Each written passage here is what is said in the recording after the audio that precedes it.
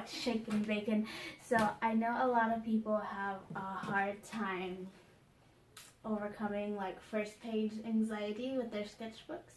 So I thought I'd do a little compilation of like techniques and exercises I like to do to overcome that, and I hope you guys enjoy the video. For me personally, the most common way I start off a sketchbook is actually by putting my address in. I have these book plates where it's just like a cute little, kind of like a sticker, and I just write my address on there. You could put a reward to entice somebody to return it if you would like. It's just really simple and a great way to start it off because it's practical. You don't even have to have a book plate. You could just get a permanent marker and write your address in, or even like glue or tape it in on a different piece of paper onto your sketchbook. Another way I like to fill up the first page on my sketchbook is it's pretty easy. I just swatch out colors of what medium I'm going to be using commonly in the sketchbook, and then just label them so I know how the paper reacts to the medium I want to choose. And you could even try to create something with the little color scheme of the swatches. I know on Tumblr there's a lot of like pretty blogs. It's like swatches of like a pretty sunset, and I think it looks artistic, so that's why I like to do it.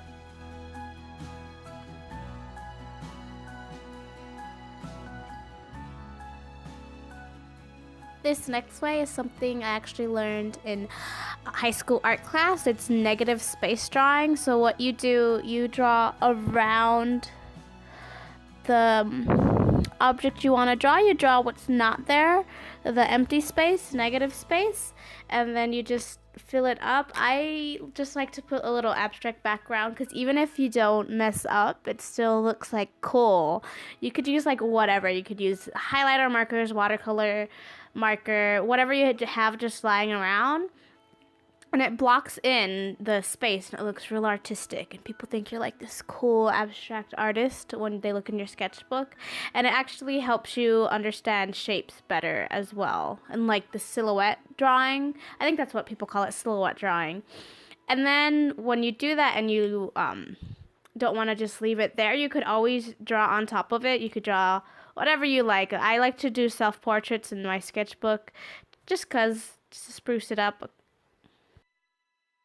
And if you don't necessarily want to draw, you don't have to keep the sketchbook just for drawings. You could put the first page as like the inspirational, motivational quotes page, so you know what you want the sketchbook to be. You could pick any quote you want and just write it so you know this is the motivation, this is what the sketchbook is for. I choose be clean and create because I think it's a good motivation, a good thing to strive for.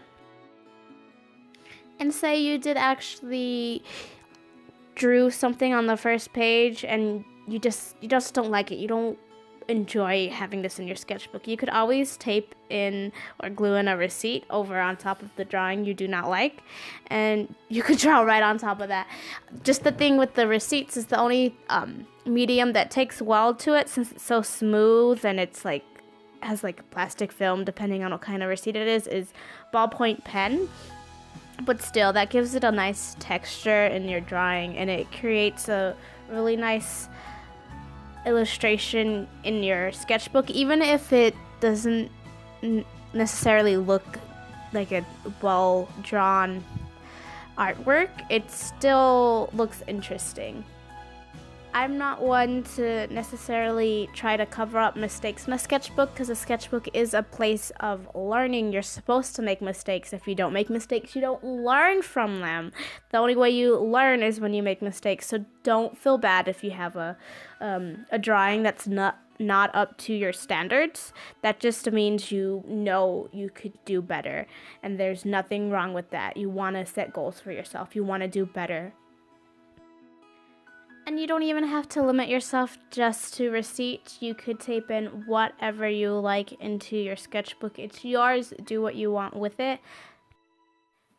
If you're anything like me, you probably have like a gazillion loose leaf drawings around, and I don't like keeping drawings just loose because that's how they get damaged and lost. So I like to tape them in my sketchbooks, and that way I flip through them and I'm like, oh, I remember when I drew that. And another thing is if you press flowers, you could tape those in, and it just creates a little interesting texture in your sketchbook. It's kind of like scrapbooking. I know a lot of people don't like to collage stuff into their sketchbook, but you shouldn't just limit yourself to one medium of art. You could always write poems in your sketchbook as well, because you're still making art. Art is all around us. Art is what you create. And if you just limit yourself to one thing, it's very debilitating to your creative process. Sometimes you could write a poem and then it could inspire you to do a drawing, and then you draw the inspiration next to the poem, and it's just a whole process. Creativity is a process. Don't ever feel ashamed if you make a bad drawing in a sketchbook, because every artist makes bad drawings. The good ones just create so much that they get all the bad ones out, and that's what a sketchbook is for. It's for creating sketches. There's not supposed to be masterpieces in them. You could flip through an artist's sketchbook and you could see like this amazing beautiful portrait on one page, and you flip over and it's just a bunch of like sausage hands. It's because that artist creates and they know what works for them. Okay, this is getting pretty rambly now. I'm probably not making any sense. So thank you guys for watching. I'll try to upload another video soon, and I do have links to my social medias down below if you want to see more of my artwork. So thank you so much for watching, and I'll see you later, Gators.